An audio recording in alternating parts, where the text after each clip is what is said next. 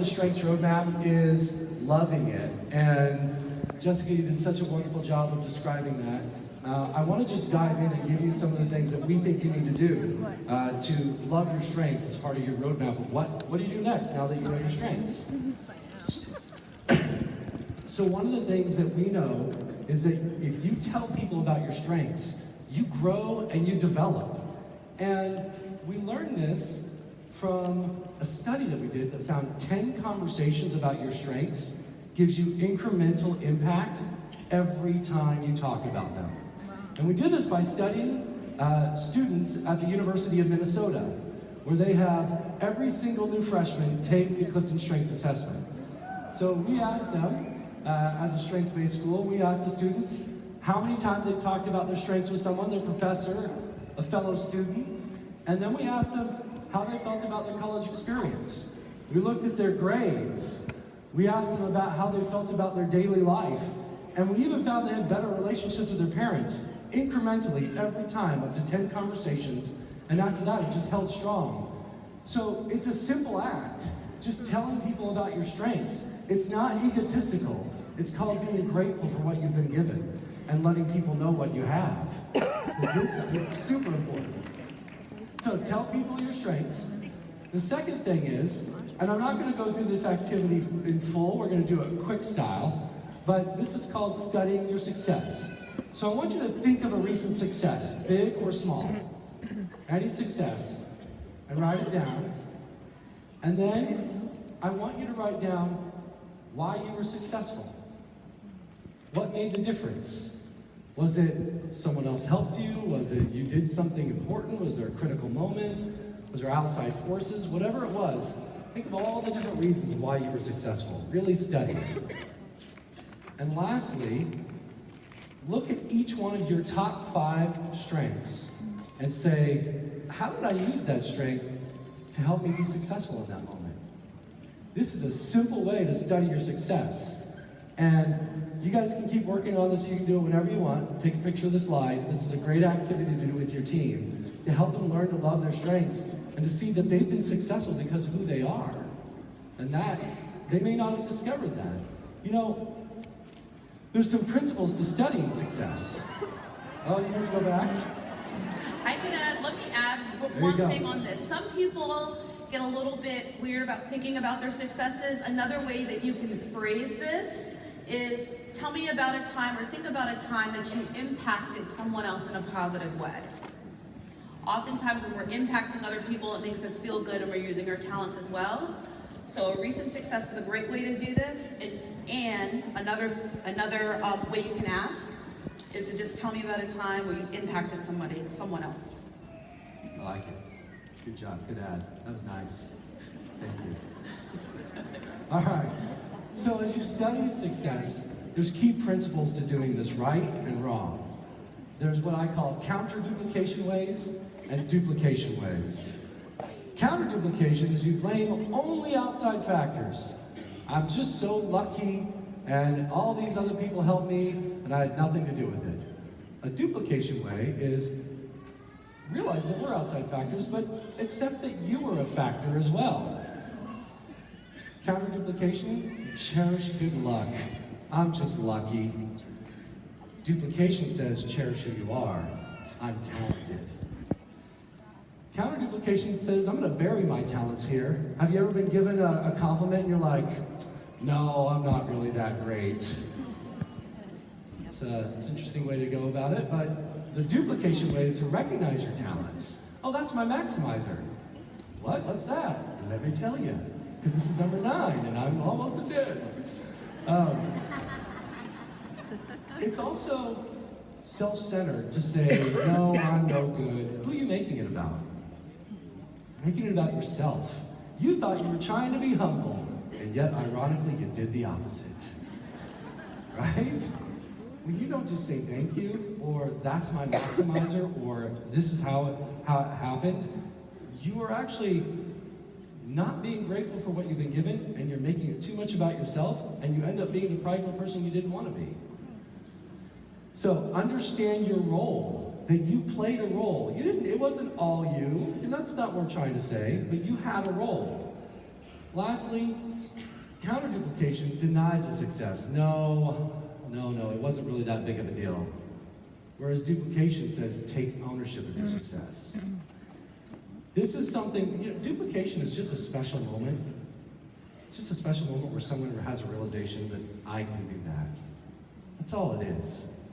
The empowered success and all the trained by rank guides, those are just put there so that someone can say, I can do this. Wow. That's all it is. It's that simple. And so we think using strengths kind of redefines duplication and adds a whole layer to it, because you get to focus on outcomes and not just on the process. You get to think about how to deconstruct success and not just failures. You get to see that you're the easiest person to duplicate. There's processes to duplicate that empowered success helps, but you learn your strengths because you need to duplicate yourself. All kinds of people can be successful in dōTERRA. And don't try to get people to duplicate your strengths and your personality. We've done that so many times to people in our lives. So many leadership books are written by one leader who says, I was a successful leader. Look what I did, be like me. No, that's not how you, no, don't do that. People can be superstars without forcing others to copy them. When I first learned about duplication, someone was teaching about it, and they taught me all wrong. They're like, you really need to dumb yourself down, because if you're too special, people think they have to be that special, and then they won't be able to build. And I'm like, what? That's not what Gallup taught me, and I'm, what? This is, you can be a superstar. If you have a strength, use it. If you have knowledge, use it. If you have a beach house, use it for your retreats. Don't think, oh, someone else doesn't have that beach house. They can't have retreats. I better not do that. That's not sustainable. Forget that. Be awesome about who you are. Be a superstar. But tell everyone they don't have to be like you. It's okay. And lastly, instead of just trying to find your passion, spend the rest of your life trying to discover how to be the best version of yourself and make your unique contribution to the world. So we think strengths really adds a lot to the concept of duplication. The last thing,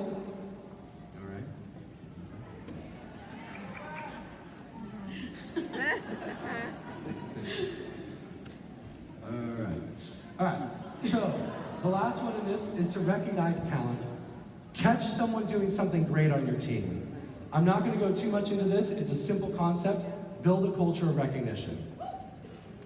All right. So, we're going to take just a little bit of time, maybe about 5-10 minutes, and we're going to do a little bit of coaching. Oh so, gosh, it's coming, isn't it? I'm going to ask you guys, I need to get... I'm really nervous. What are you doing? We're going to ask you guys to raise your hand, and you're going to tell me a strength that you have. You're going to tell me your rank. I didn't realize you were really going to do this. I'm going to tell you... This is now getting in how to use that rank to get to the next rank. How to use that strength to get to the next rank. So in order to do that, I need to have my strengths so you can see those. So here's my top 10. All right, I'm ready. So if we could raise the house lights. Wasn't as bad as we thought. And Russell. What? I can't. I'm going to remember that. We're not doing that. That's not coming. All right, so I want to do a silver first. I just want to know one rank. I already know you like. I want to know one of your strengths. All right, I guess that's what we're going to do. We're going to face this way because that's where the cameras are. So, let's see. Which one of your strengths do you want me to focus on? And I'll tell you how to use that to get to gold. Competition. All right, I'm going to ask you a few questions. That's right. I'm You discussed this. All right. This is my mic. You can speak into it. All right. And your name is Joy. Joy, how long have you been a silver? November. November. So very Almost midnight. Yeah. On November. Oh, that's awesome. So, would you consider your 3 elites builders, or did you do the building? I did everything. Did it all. Have they taught any of their own classes, or did you teach them all? No, not one has taught a class. Okay, that's okay. This is so I can help you. I need to know what you need. You're just scared of me. No, don't be scared. That's like that for silver, all right? So, in order to get to gold, do you know what you need to have to get to gold? What they need to be? Not 3 elites anymore, you need 3 premiers, right? So, in order to get to the premier, they need to have 2 legs each. That's really hard for you to keep doing all of that, right? So, you've got competition. Competition loves to win, right? That's why I ran up here, because I had to be first. Right? You're like, anyway, so one of the things that you need to think about is, are you competing against your elites and that's why you're the one teaching the class? No. Okay. I'm going to be very... Hypothesis debunked. All right. The other thing you need to think about is this something where they feel like they're on the team, the leadership team? And that's probably where you need to help them come. Where they feel like you're building a leadership team and they're on that team, and there's certain things that you do when you're a leader, like teach your own classes. And so one of the things that you might start to do is start to think about, competition. It's like a little bit of sports, right? Where you're training for the big game. You need to create a training program and say, let's get ready for the big day. We're gonna teach, and we'll teach together the first time. You'll teach on your own, and I'll be there to jump in if you get lost. But I'm gonna hold your hand, I'm gonna be with you the whole way, but we're gonna make leaders of you, and we're gonna win together. And that's how we're gonna get to go. All right? Ask a question. My mind spins and goes. Yes. Is that all 3 of them have other jobs, other things. None of them have identified as wanting to be a leader, and none of them have identified of wanting to build this as a business. I've placed people underneath them, and I've done those things. So for me, my goal, my push, my drive was to be silver, to be here. So that I could learn more and do more things and do things on my own. And what you did to get to silver is not what you do to get to gold. So, what you need to do now is invite them to join the leadership team and not just be a placeholder for your elite team. All right? Right,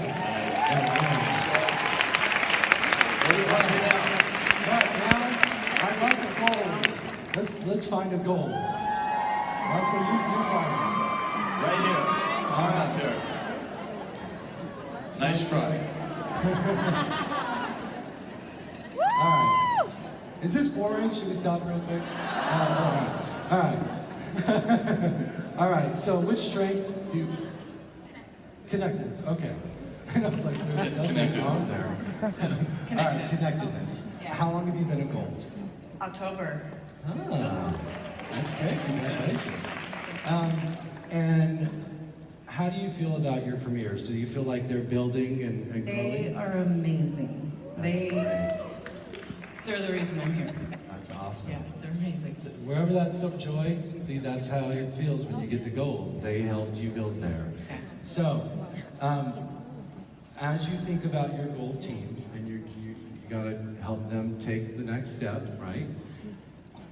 For you, you need to really think about you're scared? Don't be scared. I think with connectedness, your connectedness is all about helping people feel like everything happens for a reason. There's no mistakes, right? Yeah. And so we're on this team for a reason, and this moment matters for a reason.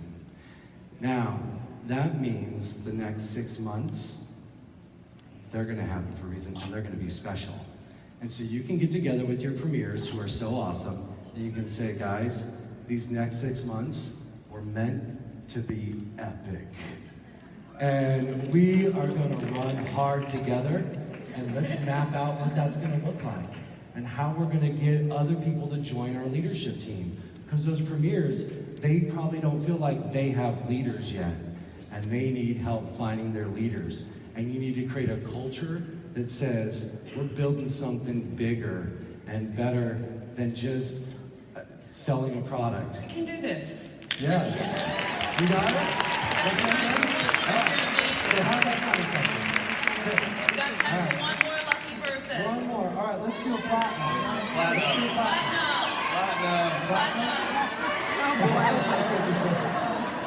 Oh, hello. Where did you come from? All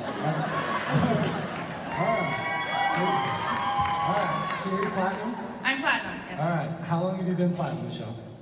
Since November. Since November. Wow, the new race is awesome. All right, which strength do you want me to focus on? Significance. Okay. So, significance. Do you love significance? You like it? Are you asking because you're... I'm learning more about it, so. Okay. And tell me a little bit about your team. So you're at platinum, Yeah. going to diamond is a fourth leg. Do you have the fourth leg yet?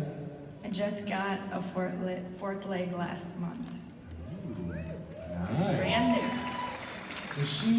Does she understand, or he, sorry, it could be, but probably she, right? It's a team. It's Oh, a it's a team, right. husband-wife team. So that's awesome. Do they understand what it's going to take to help you get to diamond?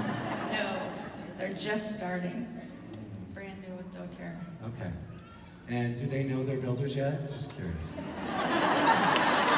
They actually asked me how they get that spot on my team. And what did you tell them? I told them they had to sign a contract.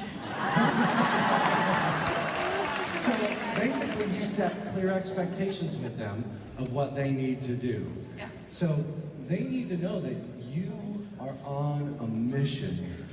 And which one did we say we're focusing on? Significance. And significance is all about you're doing something big. You want to make a contribution. But you know what triggers significance? So achiever, imagine it's like in a race. Achiever runs faster to beat their own time. Competition runs faster to beat the other people they're racing against. Significance runs faster because the crowd starts cheering. It's like the home court advantage. And for you, you need to make sure that the team is getting recognized for their contribution. They need to know how they're part of the larger dōTERRA story. You see dōTERRA growing leaps and bounds, you're part of that. But they need to see it, and you need to paint it. And when you invite people to join you, they need to feel like they're joining something that's going so far and so big and changing so many lives. And when you talk to people about joining you, that's what you need to inspire them with every week. And that new couple, you need to sit down and map that out with them and say, this is big and we're running fast, let's get going. All right? Great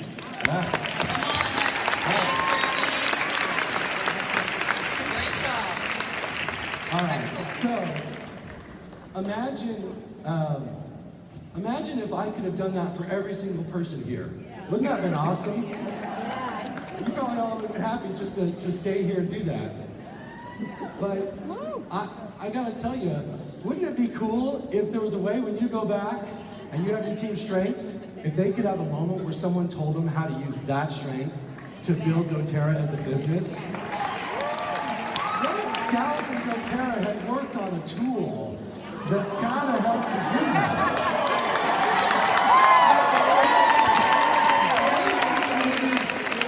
A video that they could watch and see how to use achiever or how to use responsibility to get this as a business.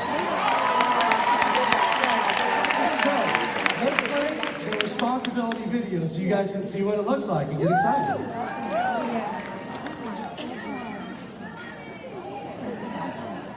It does have sound.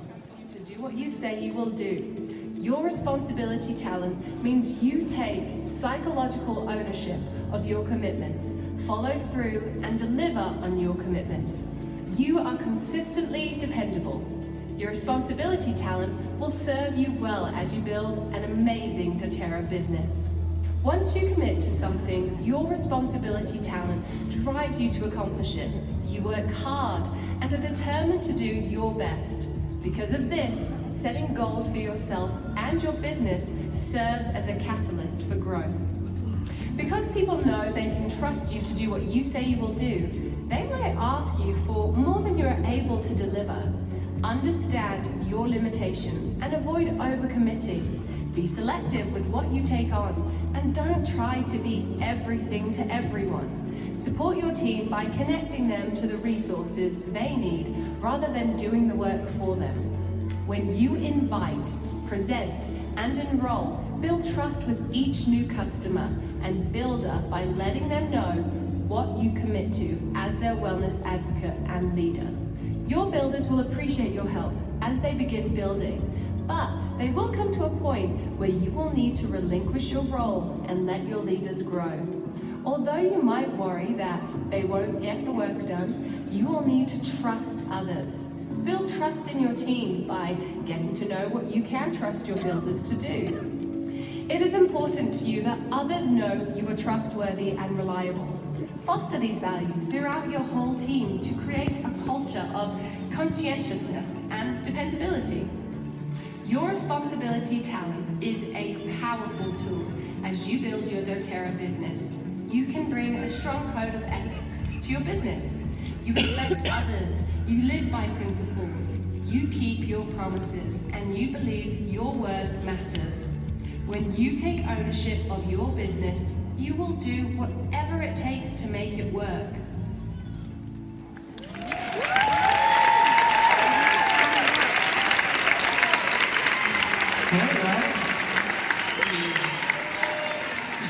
So imagine someone taking their strengths on your team, and the first thing they do is watch 5 videos from your top 5 strengths, telling them, you can do this.